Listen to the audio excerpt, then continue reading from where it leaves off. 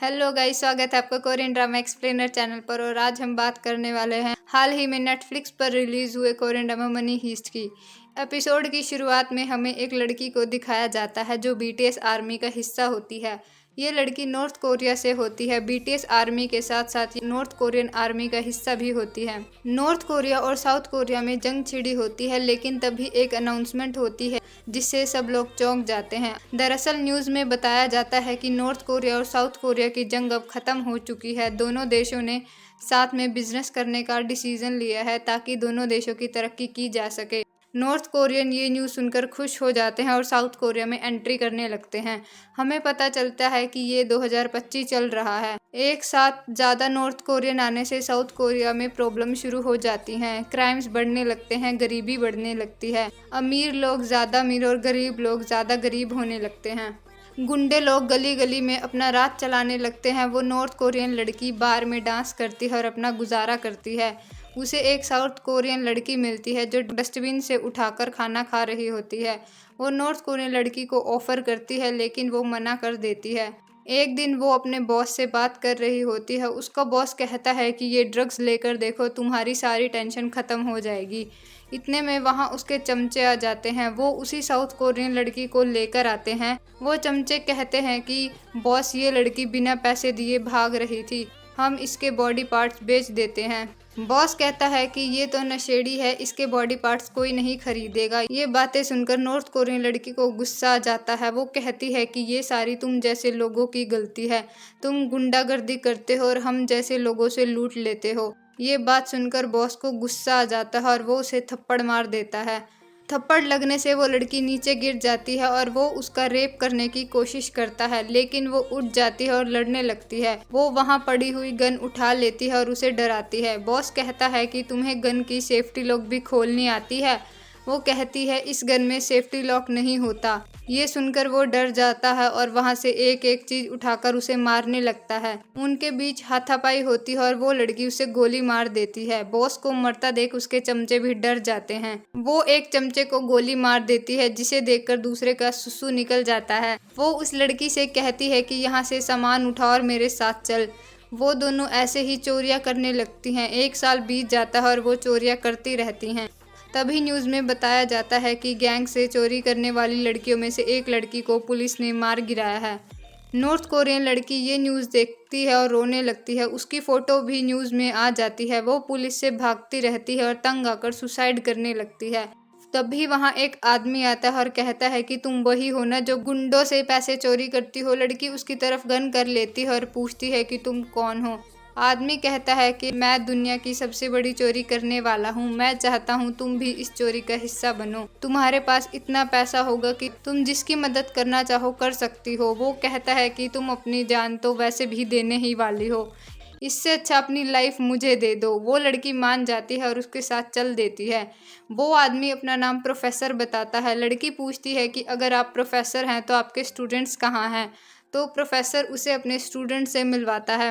वो उन सबको प्लान बताता है। वो बोलता है कि यहाँ कोई भी किसी को उसके असली नाम से नहीं बुलाएगा, हम सिटी के नाम पर नाम रखेंगे। इसके साथ साथ कोई भी किसी से कोई पर्सनल रिश्ता नहीं रखेगा। फिर हमें उनके नाम पता चलते हैं। ये है रियो, जो बेकार डांसर पर कमाल का हैकर है। ये है डेनवर, ये दिमाग से पैदल पर कमाल का फाइटर है। ये स्ट्रीट फाइटर रह चुका है और बहुत से लोगों की चटनी बना चुका है। ये है मॉस्को, ये डेनवर का बाप है जो पहले माइंस में काम किया करता था और अब यहाँ चोरी करने के लिए आया है। ये है नैरोबी, ये बहुत बड़ी झूठी है और ये इतनी फ्रॉड है कि हर बड़े क्राइम को अपना बताती है। ये है हेलसिंकी और ओस्लो, ये गैंग का हिस्सा थे और इन दोनों ने अपनी पूरी गैंग खत्म कर दी थी। ये है बर्लिन, ये ऐसा इंसान है जिससे डर भी डरता है। ये नॉर्थ कोरिया के कायचन फोर्स लेबर कैंप से है जहां आज़ादी मतलब मौत, लेकिन ये वहां से भी बच निकला और नॉर्थ कोरिया का सबसे बड़ा वांटेड आदमी है। ये वही नॉर्थ कोरियन लड़की जो अपना नाम टोक्यो रखती है। सबके नामकरण के बाद प्रोफेसर कहता है कि हम चोरी करने से पहले 5 महीने प्लान पर काम करेंगे। ये सुनकर वो चौंक जाते हैं और उससे सवाल करने लगते हैं। वो कहता है कि ये ज़रूरी है क्योंकि ये चोरी ऐसी होगी जिसे किसी ने आज तक नहीं किया। आम लोग सालों साल पढ़ाई करते हैं और छोटी सी जॉब करते हैं और ये 5 महीने की प्लान स्टडी करने के बाद हमें कोई काम करने की ज़रूरत नहीं है। हम लोग $4 ट्रिलियन चोरी करेंगे। ये इतिहास की सबसे बड़ी चोरी होगी। इस चोरी में ना हम पकड़े जाएंगे और ना ही मारे जाएंगे।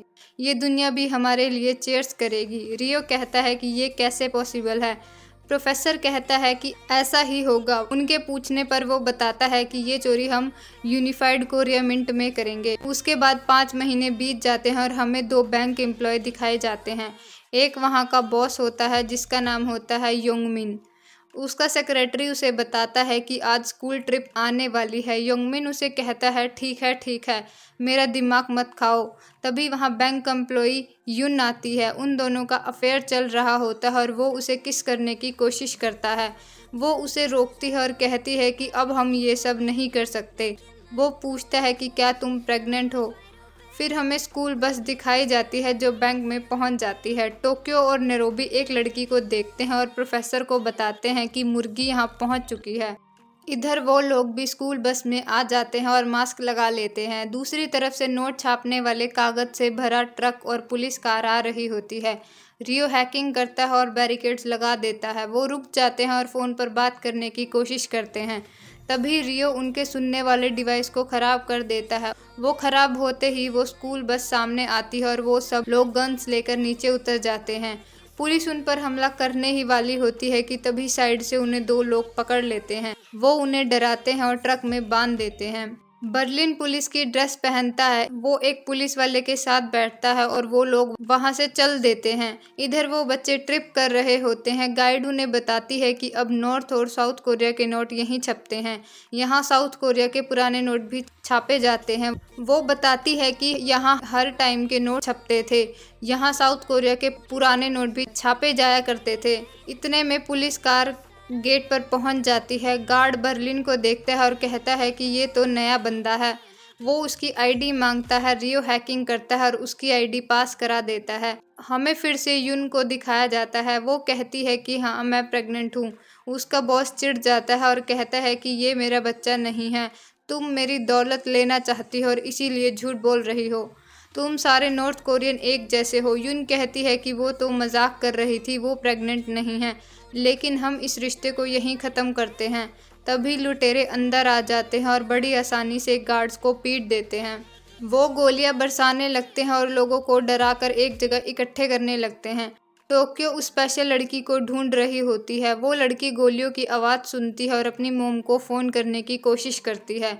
तभी टोक्यो वहां पहुंच जाती है और उसे पकड़कर बाकी लोगों के पास ले जाती है। वो सबकी आंखों पर पट्टी बांधती है और बर्लिन कहता है कि अब तुम हमारे हॉस्टेजेस हो और मैं यहाँ का इंचार्ज हूँ।